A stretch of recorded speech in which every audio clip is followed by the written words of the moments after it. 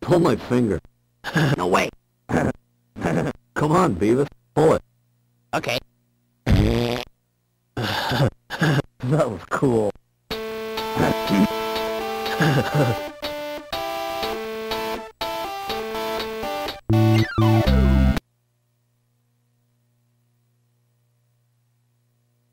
This sucks. Change it. Change it. Alright, Guar. Yeah. Guar. We're there, dude.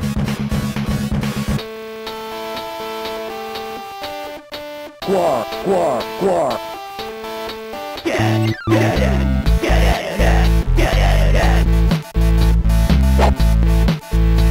This sucks.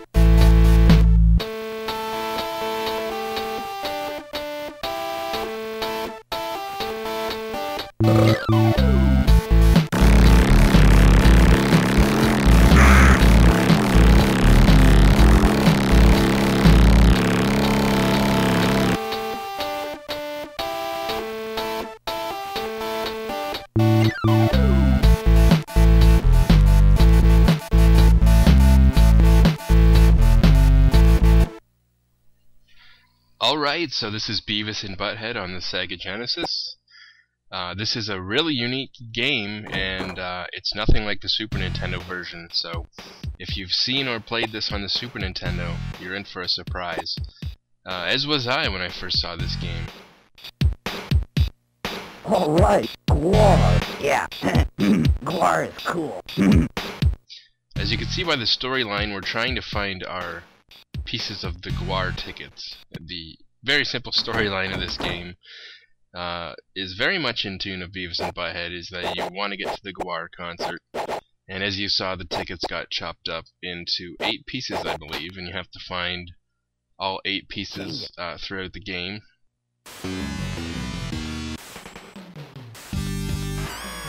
We're there, dude. As you can see, we have a bit of a menu system here, and this does play like a point-and-click adventure game. That's where the surprise comes in.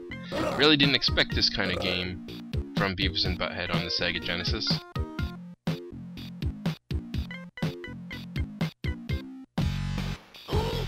But here we can pick up some items. We've picked up a weapon already, and we've also picked up a rat from the trash can.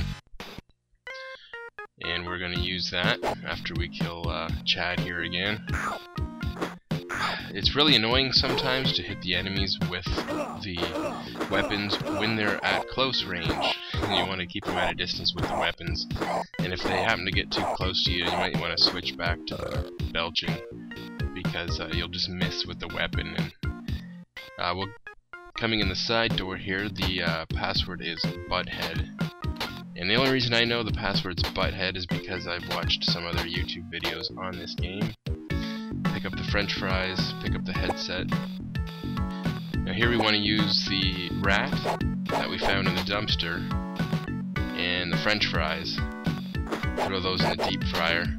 And out comes, well, fried french fries with the rat in them. You can see this guy here is demanding service. So of course, what do we give him? The french fries with the rat in it. And in turn he gives us 50 cents.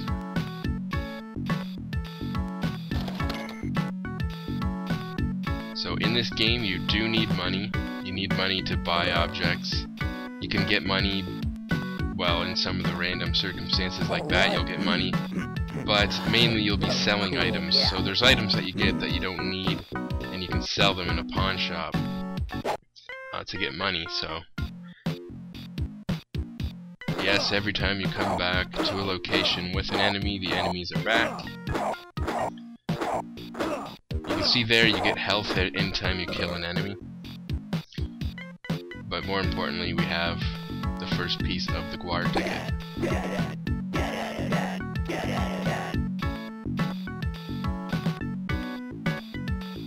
Once you get a piece of the Guar ticket, You head back home, which you do with the TV remote, just like you got here.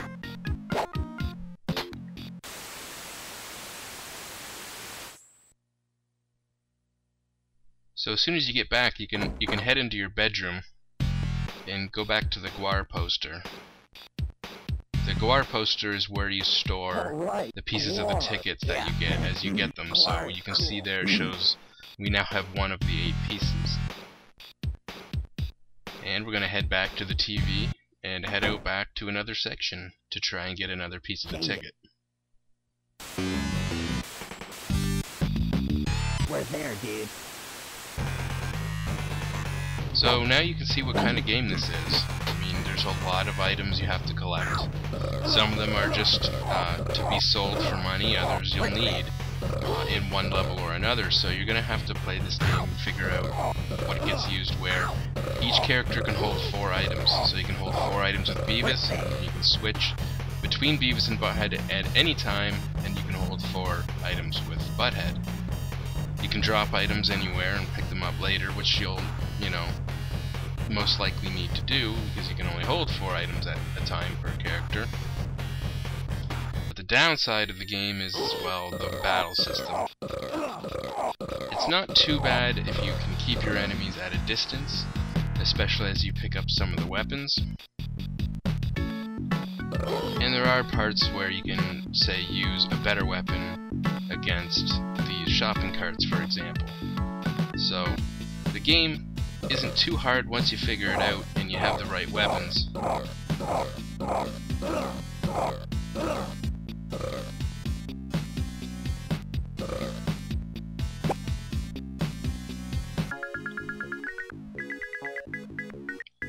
Graphics, I think, are very good in this game.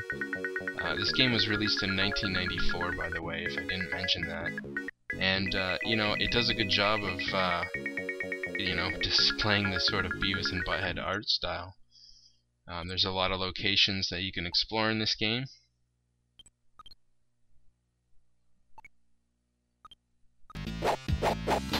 Now here's a good example of the problem with the battle system is if the guy gets too close to you and you have the weapon, it becomes almost impossible to hit him again. So at this point you're going to want to switch back to your default belching, because it works better at close range. But if you can manage to keep the guys at a distance with the weapon, it worked pretty good. It takes a lot of hits with the pea shooter. And then there's the platforming parts of the game. Some of them, like this area, are way too stretched out. I mean, the game's not a platforming game by default, so the controls aren't exactly perfect, and this part is just really long. But the fun in this game for me is the point-and-click adventure part. I mean, the fact that you have a mass amount of inventory, you have to figure out, what you need, where you need to use it.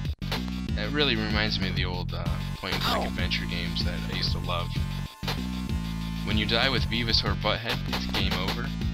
So you want to make sure you switch between Beavis and Butthead, which I didn't just do there. And here's the password system. I wanted to show this because it's really annoying. They have uppercase and lowercase for the letters.